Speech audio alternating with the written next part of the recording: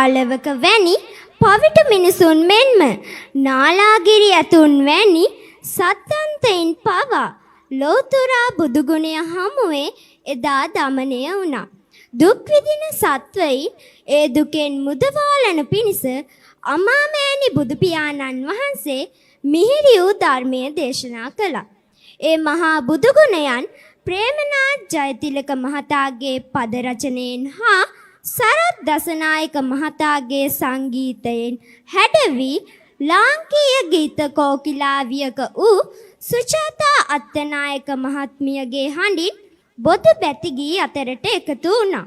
අන්ධකාරය නැසු මිහිරි සදහම් දෙසු ලෝ පියාණන් වඳිම් සෑමදා.